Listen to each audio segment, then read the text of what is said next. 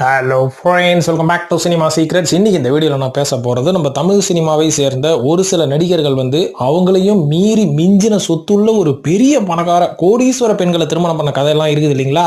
இந்த கதையை தான் இந்த வீடியோவில் நான் பேச போகிறேன் நண்பர்களே. இதுக்கு முன்னாடி இது பற்றி ஒரு வீடியோ போட்டிருப்பேன். அந்த லிஸ்ட்டில் சொன்ன நடிகர்களை இந்த லிஸ்ட்டில் நான் சொல்ல போகிறது கிடையாது. இது புது லிஸ்ட்டு, புதுசுக்கன்னா புதுசு. அதனால நேரம் கடத்தாமல் எந்தெந்த தமிழ் சினிமாவை சேர்ந்த முன்னணி நடிகர்கள்லாம் இன்னைக்கு இருக்கிற கோடீஸ்வர நடிகைகளை திருமணம் பண்ணிருக்காங்க அப்படின்றத பத்தி பேசுறது மட்டும் இல்லாம அந்த நடிகை கிட்டலாம் எவ்வளவு கோடி ரூபாய்க்கு சொத்து இருக்கு அப்படின்றத பத்தி சொல்லி உங்களை ஆச்சரிய கடலில் மூழ்கடிக்க போகிற நண்பர்களே. அதனால இப்ப நேரம் கடத்தாம வீடியோல போவோம்.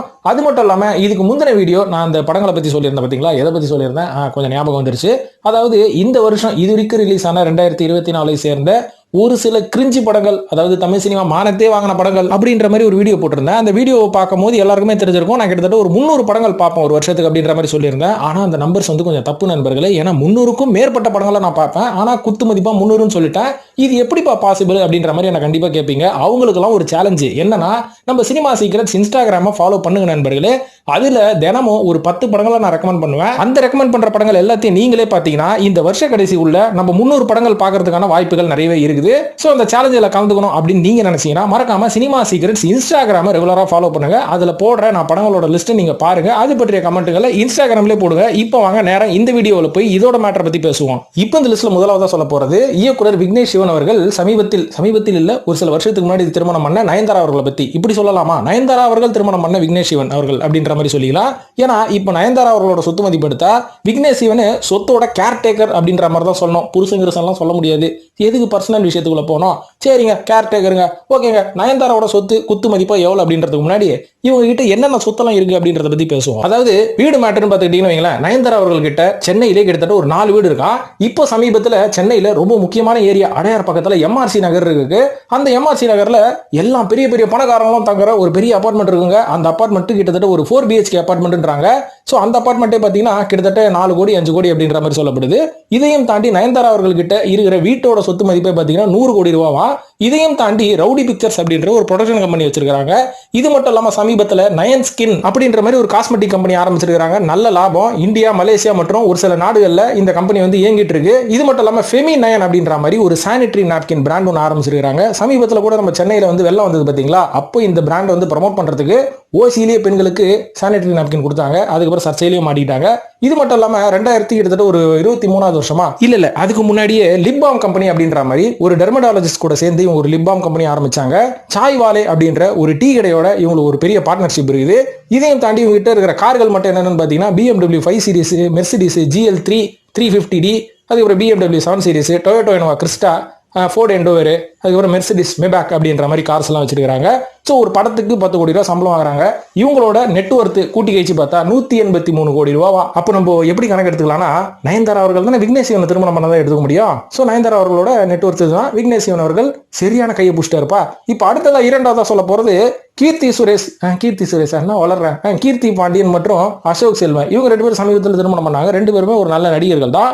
இருந்தாலும் அசோக் செல்வனும் ஓவர்டேக் பண்ற மாதிரி கீர்த்தி பாண்டியனோட சொத்து மதிப்பு இருக்குன்றாங்க. அது என்ன கணக்குன்னு பாப்போமா? அதாவது கீர்த்தி பாண்டியனை பத்தி சொல்லுவோம், அதுக்கப்புறம் அப்பாவை பத்தி சொல்லுவோம், அதுக்கப்புறம் நெட்வொர்த்தை பத்தி பேசுவோம், அதுக்கப்புறமா கடைசியா நம்ம அசோக் செல்வன் மேட்டருக்கு வருவோம். கீர்த்தி பாண்டியன் அவர்கள் சின்ன வயசுல இருந்தே நடிக்கணும் அப்படின்ற ஒரு ஆர்வத்துல படிப்படிப்பெல்லாம் முடிச்சதுக்கு அப்புறமா சால்சா டான்ஸ் எல்லாம் கத்துக்கிட்டு தியேட்டர் குரூப்ல போயிட்டு தியேட்டர் ஆர்டிஸ்டா மாறினதுக்கு அப்புறம் ஒரு சில ஷார்ட் பிலிம்ல நடிச்சாங்க. அதுக்கப்புறம் நிறைய படங்களோட ஆடிஷனுக்கு போவாங்களாம். இருந்தாலும் நான் ஒரு பெரிய நடிகரான அருண் பாண்டியன் அவர்களோட மகள் இல்ல அப்படின்ற மாதிரி தான் காமிச்சுப்பாங்களாம். ஏன்னா என் திறமைக்கு வாய்ப்பு கிடைக்கணும் அப்படின்ற நோக்கத்துல பட வாய்ப்பு தேடும் போது எந்த பட வாய்ப்பும் கிடைக்கலையா, ஏன்னா நீ கருப்பா இருக்கிறமா அப்படின்ற மாதிரி நிறைய படத்துல இவங்களை ஒதுக்கிடுவாங்களாம். இதையும் தாண்டி எப்படியா நான் சாதிச்சு காமிக்கணும் அப்படின்னு சொல்லி கஷ்டப்பட்டு தான் ஜும்பா அப்படின்ற ஒரு படத்துல தும்பா அப்படின்ற ஒரு படத்துல போய் இன்ட்ரோடியூஸ் ஆகி ஒரு ஹீரோயின் இன்ட்ரோடியூஸ் ஆகி அதுக்கப்புறம் இன்னி வரைக்கும் எவ்வளவு படங்கள் நடிச்சிட்டு இருக்காங்க. ஸோ இவங்க இப்படிதான் நடிச்சு பணங்கள்லாம் சம்பாதிச்சிட்டு இருக்காங்க. இருந்தாலும் நம்ம அருண் பாண்டியன் யாரு அப்படின்னு கேட்டீங்கன்னா, அருண் பாண்டியன் ஒரு மிகப்பெரிய நடிகர் மட்டும் இல்லைங்க. ஏன்னா அவர் ஒரு எம்எல்ஏவும் கூட. ஏன்னா தேமுதிக கட்சி இருக்கு பாத்தீங்களா, விஜயகாந்த் அவர்களோட கட்சி. இந்த கட்சியில எம்எல்ஏ கூட இருந்தாரு. கிட்டத்தட்ட 2011 வருஷத்துல இருந்து 2016 வருஷம் வரைக்கும். 16வது வருஷம் AADMKல போய் ஜாயின் பண்ணிட்டாரு. ஏன்னா ஒரு சில சலசலப்பு ஏற்பட்டது கட்சிக்குள்ள. அதனால ஒரு கட்சியிலிருந்து விலகிட்டாருன்ற மாதிரி சொல்லப்படுது. நடிப்புல இருந்து ரிட்டையர் ஆனதுக்கு அப்புறமா தான் நம்ம அருண் பாண்டியன் என்ன பண்ணாரு, ஒரு லண்டன் பேஸ்டு ப்ரொடக்ஷன் கம்பெனியான ஐங்கரன் இன்டர்நேஷனலோட சீஃப் ப்ரொடியூசரா மாறினாரு. அப்போ இங்க இருந்து ஏகப்பட்ட படங்களுக்கு தமிழ் சினிமால இருக்கிற ஏகப்பட்ட படங்களை வெளிநாட்டுல போய் டிஸ்ட்ரிபியூட் பண்றது, சோ இந்த மாதிரி பிசினஸ் பண்ணாரு. அதுலயே ஏகப்பட்ட கோடிகள் சம்பாரிச்சாரு. அதுக்கப்புறம் அந்த கம்பெனில இருந்து வெளில வந்ததுக்கு அப்புறம் இவரே A&D குரூப் ஆஃப் கம்பெனிஸ் அப்படின்ற மாதிரி ஒரு பிலிம் டிஸ்ட்ரிபியூஷன் மற்றும் ப்ரொடக்ஷன் கம்பெனி ஒன்று ஆரம்பிச்சு இப்போ அதை வந்து சக்சஸ்ஃபுல்லா ரன் பண்ணிட்டு இருக்காரு. சோ இதோட ஓனர் வந்து அருண் பாண்டியன் தான். இந்த கம்பெனியோட சீஃப் ஹெட் யார் தெரியுங்களா? கீர்த்தி பாண்டியன் அவர்கள் தான். சோ இந்த படம் வந்து சமீபத்தில் விஸ்வரூபம், ரெமோ, சர்க்கார் போன்ற படங்கள் எல்லாம் ஆல் ஓவர் இந்தியா மற்றும் வெளிநாட்டுல டிஸ்ட்ரிபியூட்டும் பண்ணுச்சு. அசோக் செல்வனோட மேட்டர் வருவோம். ஈரோட்ல இருந்து சென்னைக்கு 3 வயசுல வந்து இங்க சாந்தோம் ஸ்கூல்ல படிச்சதுக்கு அப்புறமா விஸ்காம் சேர்ந்து லைலால அங்க போய் விஸ்காம்ல படிச்சுட்டு இருக்கும்போது தான் நம்ம ஒரு நடிகர் ஆகணும் அப்படின்ற ஒரு ஆசையில ஷார்ட் பிலிம் வந்து இயக்கி ஷார்ட் பிலிம்லயே நடிச்சு அதுக்கப்புறம் கஷ்டப்பட்டு சூதுகவும் ஒரு படத்துல நடிச்சு இன்னைக்கு பெரிய நடிகரா வளம் வராரு. சோ இவரோட நெட்வொர்க் எவ்வளவு இருக்கு அப்படின்னு சொல்றாங்கன்னு பாத்தீங்கன்னா கிட்டத்தட்ட ஒரு 10 இருந்து 15 கோடி ரூபாய். ஆனா கீர்த்தி பாண்டியனோட நெட்வொர்க் எவ்வளவு தெரியுமா? கிட்டத்தட்ட 120 இருந்து 140 கோடியா கீர்த்தி பாண்டியனோட நெட்வொர்க். அப்புறம் பார்த்துவங்க யார் வெயிட்னு. இப்போ மூன்றாவதா சொல்ல போறது நடிகர் சித்தார்த் அவர்கள். அவரோட லைஃப்ல எத்தனையோ கல்யாணம், எத்தனையோ ரிலேஷன்ஷிப்ல இருந்தாலும் இப்போ அதித்தி ராவ் ஹைதேரி அப்படின்ற ஒரு நடிகையோட ரிலேஷன்ஷிப்ல இருந்து இப்போ கல்யாணமே பண்ண போறாரு. எப்படி பண்ணாம இருப்பாரு? இவங்க விட்டா இவ்வளவு பெரிய இடம் அவருக்கு கிடைக்குமா? ஏன்னா அதித்தி ராவ் ஹைதேரி யார் தெரியுங்களா?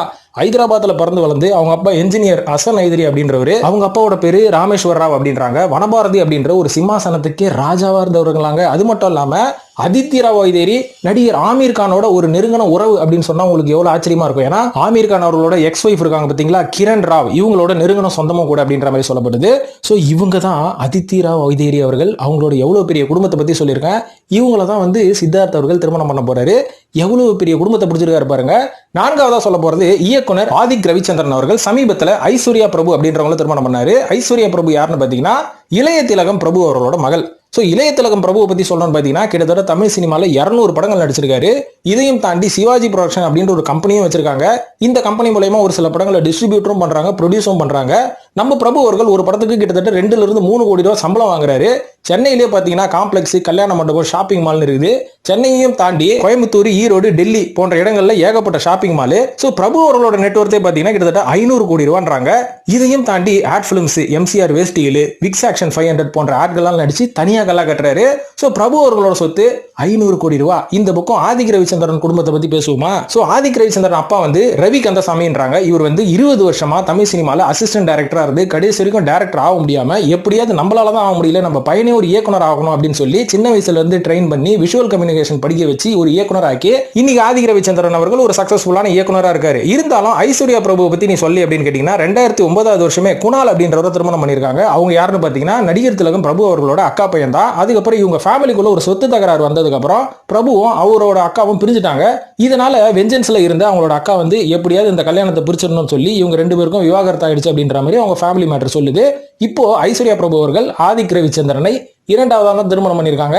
இருந்தாலும் கூட்டி வச்சு பார்த்தா ஐஸ்வர்யா பிரபு அவர்களோட சொத்து மதிப்பு 500 கோடி ரூபாய் தேரும். 5வது நடிகர் கதிர் அவர்கள். பேசிக்கலி இவர் ஃப்ரம் ஈரோடு. சோ இவர் வந்து என்ன பண்ணிருக்காரு அப்படின்னு பாத்தீங்கன்னா கிட்டத்தட்ட ஒரு 2018 வருஷம் தான் வந்து சஞ்சனா அப்படின்றவங்கள மேரேஜ் பண்ணிருக்காரு. ஆரம்பத்துல இவரோட பேர் வந்து விக்னேஷ் தாங்க. படத்துக்காக கதிர் மாத்திட்டாரு. மதையானை கூட்டம் அப்படின்ற ஒரு படத்தின் மூலமாக தமிழ் சினிமாக்கு அறிமுகமானதுக்கு அப்புறம் கிருமி, விக்ரமேதா போன்ற படங்கள்லாம் படிச்சாரு. சோ இவங்களோட வைஃப் சஞ்சனா யாருன்னு பாத்தீங்கன்னா ஈரோடை சேர்ந்த ஒரு மிகப்பெரிய இண்டஸ்ட்ரியலிஸ்டோட பொண்ணு அப்படின்ற மாதிரி சொல்றாங்க. அந்த இண்டஸ்ட்ரியலிஸ்ட் யார் அப்படின்றதெல்லாம் இவங்க பெருசா ரிவீல் பண்ணல. கூடிய சீக்கிரம் கண்டுபிடிச்சு நான் அடுத்த வீடியோல சொல்றேன். சோ அவங்களோட சொத்தை பாத்தீங்கன்னா கிட்டத்தட்ட ஒரு 100-200 கோடி தேரும்ன்றாங்க. சோ அந்த வீட்டு பொண்ணு கிட்ட தான் இவர் வந்து ரிலேஷன்ஷிப்ல இருந்து அதுக்கப்புறம் இப்ப திருமணம் பண்ணிருக்காரு. நல்லா தான் வாழ்ந்து கொண்டு இருக்கிறார்கள். இப்ப அடுத்தது 6வதா சொல்ல போறது நடிகை ரகுல் பிரீத் சிங். இவங்களுக்கு கல்யாணம் ஆயிடுச்சாப்பா? கல்யாணம் ஆயிடுச்சு அப்படின்னு கேட்டீங்கன்னா ஆயிடுச்சுப்பா. இந்த வருஷம் பிப்ரவரி மாசம் ஜாக்கி பக்னானி அப்படின்ற ஒரு நார்த் இந்தியன் பாலிவுட் நடிகரை திருமணம் பண்ணியிருக்காங்க. இவங்களோட சொத்து மதிப்பு அவங்களோட கணவரோட சொத்து மதிப்பே ஓவர்டேக் பண்ணுது அப்படின்ற மாதிரி சொல்றாங்க. ஏன்னா ஃபர்ஸ்ட் ஜாக்கி பக்னானி யாருன்னு பாத்தீங்கன்னா இவங்க அப்பாவே ஒரு ப்ரொடியூசர் தாங்க. பாலிவுட்ல ஓடாத பல படங்கள்ல நடிச்சு அதுக்கப்புறம் இப்போ ஓடிக்கொண்டிருக்கும் ஒரு சில படங்கள்ல வந்து ஒரு கமிட் ஆகி நடிச்சிட்டு இருக்காரு. என்ன இவரோட வருமானத்தை பார்த்தோன்னு வைங்களேன், மாசம் 20 லட்ச ரூபாய் சம்பாதிக்கிறாராம். வருஷத்துக்கு ஒரு 3 கோடி ரூபாய் சம்பாதிப்பாரு. பிராண்ட் என்டோஸ்மெண்ட்டுக்கு மட்டும் ஒரு 25 லட்ச ரூபாய் சம்பாதிக்கிறாராம். 25 லட்ச ரூபாய் ஃபீஸ் வாங்குவார் அப்படின்ற மாதிரி சொல்லப்படுது. சோ கிட்டத்தட்ட கூட்டு கழிச்சு பார்த்தா ஜாக்கி பக்னானியோட சொத்து வந்து ஒரு 35 கோடி ரூபான்றாங்க. ரகுல் பிரீத் சிங் கதை வருமா? இவங்க வந்து எப்படின்னு தெரியுங்களா, கிட்டத்தட்ட 2009 வருஷம் கனடால கிலி அப்படின்ற ஒரு படத்தின் மூலமாக அறிமுகமாகி அதுக்கப்புறம் ஏகப்பட்ட படங்கள் நடிச்சிட்டாங்க. இப்போ ரகுல் பிரீத் சிங்க்கு ஹைதராபாத் ஜூப்ளி ஹில்ஸ்ல கிட்டத்தட்ட 16,000 ஸ்கொயர் ஃபீட்ல ஒரு வீடு இருக்குது. அதே ஜூப்ளி ஹில்ஸ்ல 3 BHK அபார்ட்மெண்ட் இருக்குது 3 கோடி ரூபாய் மதிப்புல.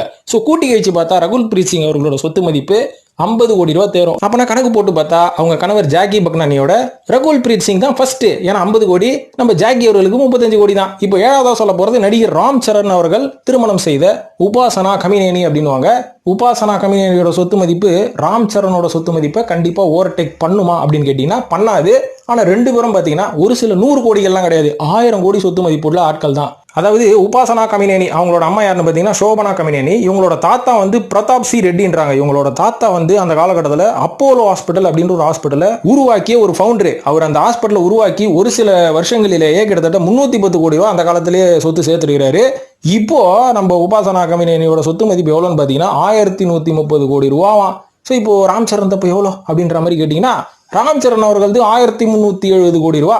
எப்படி இருந்தாலும் அவங்களோட மனைவியோட சொத்தை வந்து ஒரு ஓவர்டேக் பண்ணாலும் அவங்களுக்கு குறைஞ்சவங்க இல்லை, ரெண்டு பேரும் ஒரு சில 100களில் தான் டிஃபரன்ஸ் இருக்கே தவிர 1000 கோடியை கிராஸ் பண்ணவங்கப்பா. ஸோ நண்பர்களே, இந்த லிஸ்ட் புதுசு கண்ணா, புது லிஸ்ட். இதுக்கு முன்னாடியே ஒரு வீடியோல இன்னும் இந்த லிஸ்ட்ல இல்லாத பல நடிகர்களை பத்தி நான் பேசியிருக்கேன். எந்த நடிகர்கள் வந்து ரிச்சான பெண்களை திருமணம் பண்ணியிருக்காங்க அப்படின்ற அந்த வீடியோ நீங்க பாருங்க. அதுல இல்லாத லிஸ்ட்ல இருக்கிறவங்கள தான் நான் இந்த லிஸ்ட்ல சொல்லியிருக்கிறேன்.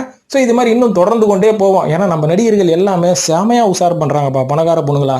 இன்னும் உசார் பண்ணாம இருப்பாங்க. உசார் பண்றவங்களை பத்தி நம்ம அடுத்த லிஸ்ட்ல பேசுவோம். ஸோ இந்த வீடியோ பற்றிய கருத்துக்களை கமெண்ட்ல போட்டு வழக்கம் போல சினிமா சீக்ரெட்ஸ் சப்ஸ்கிரைப் பண்ணிட்டு ஃபாலோ பண்ணுங்க நண்பர்களே. நன்றி, வணக்கம்.